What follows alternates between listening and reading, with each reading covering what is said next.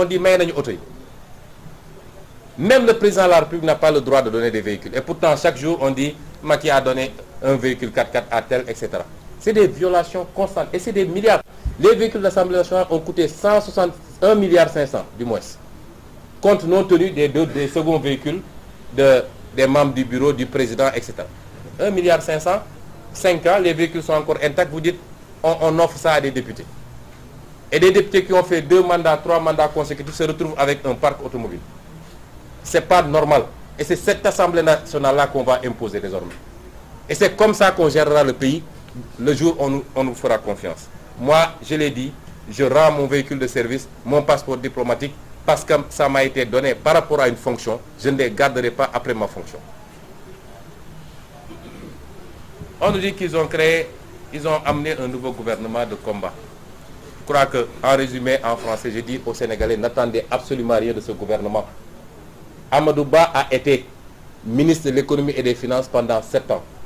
L'économie du Sénégal est par terre, rien ne marche.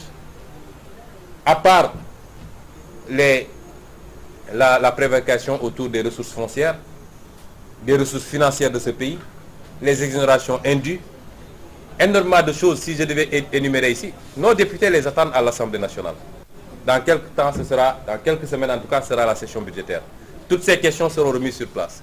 Nos députés l'attendent pour sa déclaration de politique générale. Et nos députés les attendent tous d'ailleurs, à commencer par Macky Sall, pour leur déclaration de patrimoine.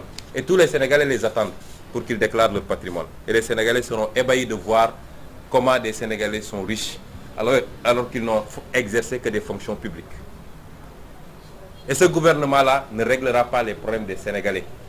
Je l'avais dit en 2019, je le redis, le coût de la vie, le coût du loyer, le chômage des jeunes, le problème des soins médicaux, l'école, l'université, rien ne changera parce que à la base, Macky Sall a raté les choses depuis 2019. Il n'a aucune vision. Il n'a pas su construire un pays et une économie. Il s'est trompé de priorité et ce qui fait qu'aujourd'hui, dès qu'il y a un petit problème au niveau international, le Sénégal est enrhumé. Parce qu'on n'a pas bâti d'économie, on n'a pas investi sur l'agriculture, ni sur la pêche, ni sur l'élevage. On n'a pas investi sur l'industrialisation de ce pays. Et vous pensez qu'on peut développer un pays avec des infrastructures tapes à l'œil qui cachent des dettes colossales que même nos petits-enfants devront payer après. Même si vous ameniez un ange qui tombe du ciel, vous le mettez Premier ministre, ça ne changera rien. C'est pourquoi je dis aux Sénégalais, tout ça c'est des débats qui ne vous concernent pas. Faisons focus sur 2024 pour que Macky Sall, la page Macky Sall soit définitivement tournée. Macky Sall, on lui donnerait 50 mandats qu'il ne fera absolument rien du pays. Parce qu'il n'a ni la vision, ni l'ambition, mais surtout le patriotisme qu'il faut. Pour poser les vrais débats par rapport à des partenaires qui essaient de nous imposer chaque jour de mauvais choix. Il n'a pas ce courage, il n'a pas cette vision. Je terminerai par le cas de Barthélémy Diaz pour appeler le peuple sénégalais à savoir défendre ses mandats. Parce que lorsque le peuple choisissait de confier les rênes de la plus grande ville du Sénégal, la capitale du Sénégal, la ville de Dakar, à Barthélémy Diaz, il l'a fait en connaissance de cause. Le peuple savait que Barthélémy Diaz a été accusé de causer blessure volontaire. Le peuple savait qu'il y avait une procédure judiciaire, mais le peuple a voulu lancer un signal. C'est de dire que nous savons que c'est un complot politique. Nous ne croyons pas et nous allons lui confier un mandat. Parce que si le peuple était convaincu de la culpabilité de Barthélémy Diaz, il n'aurait pas voté pour lui. Aucun peuple ne voterait pour des assassins. Et ce même peuple est revenu pour dire que nous voulons que Barthélémy Diaz aille à l'Assemblée nationale. Ce n'est ni à Macky Sall, ni à sa justice inféodée d'enlever ce mandat des mains de Barthélémy Diaz. Et c'est pourquoi je dis, ce n'est pas des questions judiciaires. C'est vrai, l'Assemblée nationale aurait dû empêcher cela. Parce que Barthélémy Diaz était en session et ensuite il exerce un mandat parlementaire. La loi est très claire, aucun député ne peut être poursuivi en pleine session et même au cours de son mandat tout court sans que l'Assemblée nationale n'ait procédé à la levée de son immunité parlementaire. Et nous sommes encore dans les poursuites. Mais moi je dis que ce n'est ni une affaire d'Assemblée nationale, ni une affaire de justice. Dans ce pays-là, avec Macky Sall, il n'y a qu'une chose qui fonctionne. parce qu'il n'en a cure de la loi. C'est des problèmes politiques, ça se règle politiquement. Et c'est au peuple de défendre les mandats qu'il a confiés à des gens. Et l'histoire nous permettra de voir où est-ce qu'ils veulent aller avec cette farce-là. Mais c'est au peuple de régler ça, particulièrement à la jeunesse. Je vous remercie.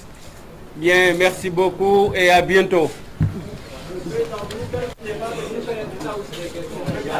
Vous voulez des... Attendez, s'il vous plaît, laissez. Je tiens à préciser deux choses. Si le président le permet. Je tiens à préciser deux choses. Certains ont dit que nous maltraitons les journalistes. Nous offrons ce que nous avons. Vous savez très bien que nous ne vous maltraitons pas. Dans tous les pays du monde, même des conférences de presse des présidents des États-Unis se passent comme ça. La deuxième chose, nous n'avons aucun problème à ce que les journalistes puissent poser des questions. Nous voudrions que vous ayez le courage d'appliquer ce que vous voulez à tout le monde. Parce que quand Macky Sall vient faire ses déclarations de presse, ou toute autre personne du pouvoir, vous n'exigez pas de dire nous voulons poser des questions. Les patrons de presse qui s'agitent, qu'ils aillent poser des questions. D'ailleurs, la personne idéale pour qu'on lui pose des questions, c'est Macky Sall, c'est ce que les Sénégalais attendent. Mais c'est la presse étrangère qui peut poser des questions à Macky Sall, mais pas à vous. Nous, on est en face de vous et on vous écoute. Et ça ne pose aucun problème de vous laisser poser des questions, puisque certains ont des patrons de presse qui leur disent soit des lacs coliques pour le mettre mal à l'aise. Posez vos questions, on vous écoute. Oui, mais posez vos questions. Posez vos questions. Vous avez le micro. Non, attendez. Attendez. Vous voulez poser des questions. C'est pas pour vous poser des questions. Vous êtes venu à préciser des choses concernant nous. Si vous le permettez, c'est pas pour vous faire la posez des questions. On vous a écouté jusque-là. Posez des questions, moi j'ai pas de problème. Donnez les noms. Chaque rencontre a son format. Vous nous dites est-ce qu'on est à un point de presse ou bien une conférence de presse. Si on dit une conférence de presse, on en fait une conférence de presse. Posez vos questions. Posez vos questions. Non, posez vos questions. Le débat est terminé. Posez vos questions. Maintenant, s'il vous plaît.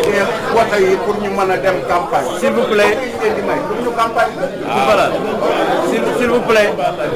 Qui peut poser des questions? Vous voulez poser? Non, on va. Vous avez la parole? Posez votre question. On va organiser ça. Mais s'il vous plaît, on va organiser. Posez vos questions. On va organiser. On va l'organiser. On va l'organiser si vous voulez poser des questions. On est d'accord? On va ouvrir une liste. Ah, moi je leur laisserai poser la question. Il n'y a pas de truc. C'est bon.